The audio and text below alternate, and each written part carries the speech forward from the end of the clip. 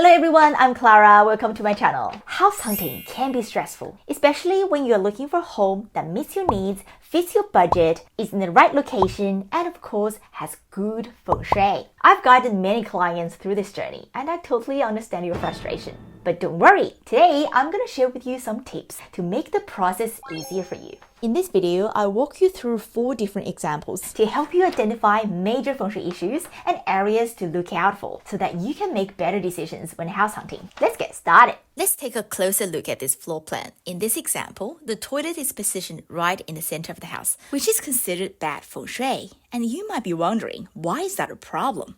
And here is why. In feng shui, the center of the house is very important. Think of a house like a human body. The front entry is the head. The various rooms are the body, arms, and legs. And the center of the house is the heart. And imagine qi as flowing water. When qi enters through the front door, it will flow through the hallway and head straight to the bathroom, which is right in the center of the house. The precious energy will get contaminated in the toilet. Some of the positive energy would essentially get flushed away and drained into the toilet. This can create setbacks in finance because the energy didn't even get the chance to nourish the whole house. The energy that didn't get flushed away are contaminated and no longer positive. They will spread throughout every room of the house, impacting the occupant's health and overall well-being.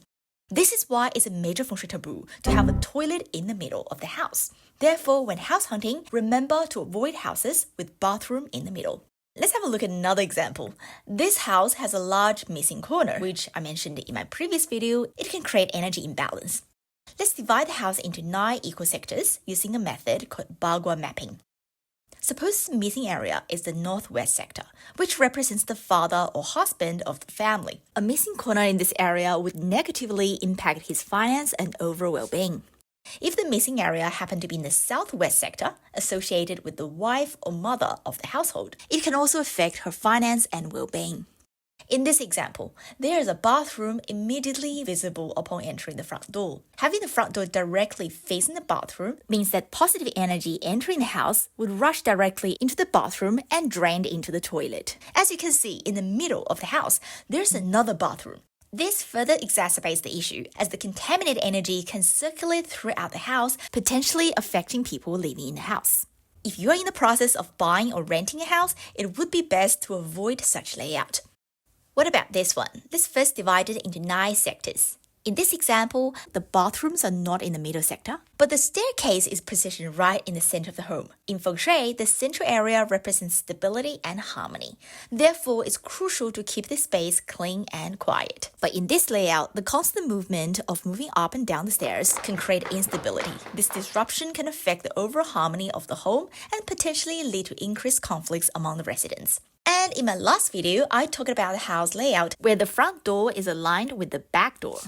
This layout causes energy to rush straight out of the back door, leaving no time for the positive energy to circulate around the house. If you're already living in a house like this, a practical solution is to place a decorative shelf between the front door and the back window. The shelf can act as a barrier to slow down the energy flow and prevent it from rushing in and out. And here are some examples of shelves with translucent glasses. The shelf can help to promote a smoother and harmonious flow of energy within the house. In this example, you can position the shelf about 1/3 of the total distance between the front and back door. It acts as an extension of the wall to redirect the energy flow. Thank you everyone. I hope you find this video helpful. See you next time.